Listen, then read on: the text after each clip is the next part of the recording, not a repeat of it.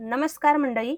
आषाढी एकादशी निमित्त आज आपण मस्त मऊ लुसलुशीत असा उपवासाचा उपमा बनवणार आहोत, जे अगदी दिवसभर मस्त मऊ लुसलुशीत राहणारा आहे. म्हणजे जे महिला मंडळी आपल्या ऑफिसला जात असेल किंवा कोणीही ऑफिसला जात असेल तेव्हा ते लोकंसुद्धा डब्यात घेऊन जाऊ शकतात. अगदी दिवसभर मस्त मऊ लुसलुशीत राहणारा आपला हा उपवासाचा उपमा जे झटकीपट बनवून तयार होतं, कसलीही तयारी न करता आणि दिवसभर मऊ राहण्याकरता आपण ह्याच्यात काय काय ॲड करणार आहोत ते आपण पुढे बघणारच आहोत. तर चला करूया रेसिपीला सुरुवात. त्यासाठी सर्वात आधी मी पॅन घेतलेला आहे. याच्यात आपण पाऊण कप इतकं वरईचे तांदूळ म्हणजेच भगर घेणार आहोत. जे वरईचे तांदूळ इथे मी घेतलेले आहे हे पाऊण वाटी आहे, म्हणजे एका माणसाकरता हे पुरेसं होईल. आता आपल्याला छान असं हे भाजून घ्यायचं आहे. हे भगर आपण छान असं भाजून घेऊया. आता बऱ्याच लोक म्हणतील की तुम्ही धुवून हे तांदूळ घेतलेले नाहीये, तर मी इथे भाजण्यापूर्वी थोडंसं जे रुमाल असतं आपलं ते मी थोडंसं ओलं करून घेतलेलं होतं आणि त्याच्यात हे स्वच्छ असं पुसून घेतलेलं आहे थोडंसं ओल्या कापड्याने. जर तुम्हाला हे धुवायचं असेल तर एकदा हे छान असं भाजून घेतलं की त्यानंतर सुद्धा तुम्ही हे धुवू शकता. पण मी इथे धुणार नाहीये म्हणून मी आधीच ओल्या कापड्याने याला छान असं पुसून घेतलेलं होतं. त्यानंतर आपण हे भाजून घेणार आहोत. तर मंडळी, आजची रेसिपी तुम्हाला जरा जरी आवडली असेल तर प्लीज एक लाईक करायला विसरू नका. आणि तुम्ही कोणत्या देशातून, कोणत्या राज्यातून किंवा कोणत्या प्रदेशातून ही रेसिपी बघताय मला कमेंट करून नक्की कळवा, म्हणजे मी तुमचे आभार मानू शकेल. 2 ते 3 मिनिटं मध्यम आचेवर छान असं हे थोडंसं व्हाईट कलर होईपर्यंत आपल्याला हे भाजून घ्यायचं आहे. हे बघा या पद्धतीने. आता आपण एका डिशमध्ये काढून बाजूला ठेवून घेऊया आणि पॅनमध्ये 2 ते 3 चमचे मी इथे शेंगदाणा तेल वापरलेलं आहे. मी नेहमी शेंगदाणा तेल वापरते. उपवासाला शेंगदाणा तेल चालतो. जर तुमच्याकडे तेल चालत नसेल तर तुपाचा वापर केला तरीही चालेल, काहीही हरकत नाहीये. एक छोटा अर्धा चमचा आपण इथे जिरे ॲड करून घेतलेले आहे. त्यानंतर 2 हिरव्या मिरच्या मी असे बारीक असे चिरून घेतलेले आहे.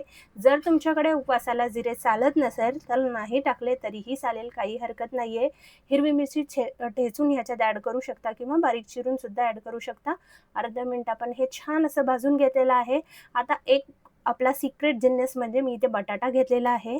बटाटा आपण ह्या प्रकारे याला जाडसर असा किसून घेतलेला आहे. तुम्ही बघू शकता थोडंसं जाडसर असं जाड किसणीने मी किसून घेतलेलं आहे. तुम्हाला हवं असेल तर तुम्ही याचे छोटे छोटे तुकडे सुद्धा करू शकता. पण आपण आज किसून यासाठी घेतलेलं होतं की जितकं आपलं हे किसलेलं इथे आपण बटाटा वापरू तितकंच आपलं हा उपमा मस्त दिवसभर मऊ राहण्याकरता मदत होते. म्हणून आपण हे जे बटाट्याचा किस करून घेतलेला आहे याने आपला उपमा जे आहे मस्त मऊ राहतो. आता याला आपण 1 मिनिटभर परतून घेतलेला आहे. त्यानंतर जितकं आपण वरईचे तांदूळ म्हणजे भगर घेतलेली आहे त्याच्या 3 पटीने आपण पाणी घेणार आहोत. म्हणजे 3 वाटीच आपल्याला पाणी घ्यायचं आहे.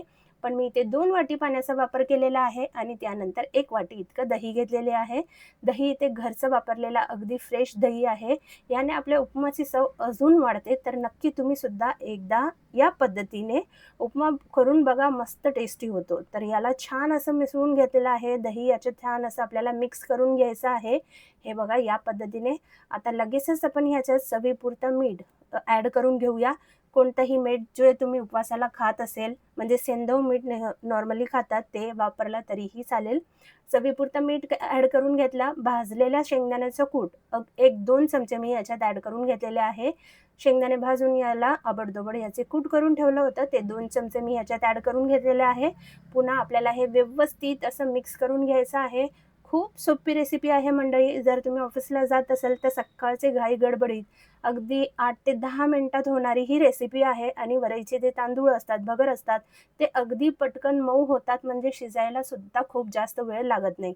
याला छान उकळी आली की जे आपण भगर म्हणजेच वरईचे तांदूळ भाजून घेतलेले होते ते आपल्याला लगेचच याच्यात ॲड करून घ्यायचं आहे.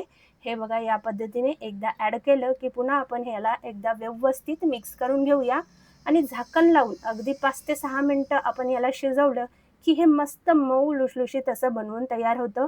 वरईचे तांदूळ म्हणजे भगर बनवायला किंवा चुरायला सुद्धा खूप जास्त वेळ लागत नाहीये. फक्त 5 ते 6 मिनिटाची वाफ काढली की लगेच हे शिजवून जातं. तर आपण झाकण लावूया आणि 5 ते 6 मिनिटं याची छान अशी वाफ काढून घेऊया. तर तुम्ही इथे बघू शकता छान 5 ते 6 मिनिटं झालेले आहे आणि आपला हा उपवासाचा मस्त मऊ लुसलुशीत गरमागरम अगदी दिवसभर मऊ राहणारा आपला हा उपमा बनवून तयार झालेला आहे. तुम्ही बघू शकता जे आपण बटाटे किसून घातलेले होते ते सुद्धा थोडेसे ते दिसत आहे. म्हणजे या बटाट्यामुळे आपला उपमा अगदी दिवसभर मस्त मऊ लुसलुशीत राहतं. हे बघा दिसायला किती मऊ दिसत आहे ना. आता लगेचच आपण याला सर्व्ह करून घेऊया. सर्व्ह करताना तुम्ही असं जरी खाल्लं तरीही हे मस्त मऊ लुसलुशीत राहतं. जर तुम्ही याला दह्याबरोबर सर्व्ह केला तरीही चालेल, काही हरकत नाहीये किंवा ताकाबरोबर सर्व्ह केला तरीही चालेल. तर मी इथे दह्याबरोबर याला सर्व्ह करून घेतलेलं होतं. त्याचबरोबर इथे मी उपवासाची बर्फी म्हणजे उपवासाची वडीसुद्धा याच्याबरोबर सर्व्ह करणार आहे. याची रेसिपी मी आधीच माझ्या YouTube चॅनलवर अपलोड केलेली आहे. वर आय बटनवर याची लिंक मी देत आहे. तिथे जाऊन तुम्ही याचा व्हिडिओ चेक करू शकता. ही उपवासाची बर्फी आहे. खूप टेस्टी आणि खूप हेल्दीसुद्धा आहे. तर हे सुद्धा मी सर्व्ह करून घेते. तर मंडळी कशी वाटली आजची रेसिपी कमेंट करून नक्की कळवा. व्हिडिओ आवडला असेल तर व्हिडिओला लाईक करा, शेअर करा आणि सबस्क्राईब करायला विसरू नका. तर चला पुन्हा भेटूया. अशी छान छान रेसिपी मी तुमच्यासाठी घेऊन येत राहणार आहे.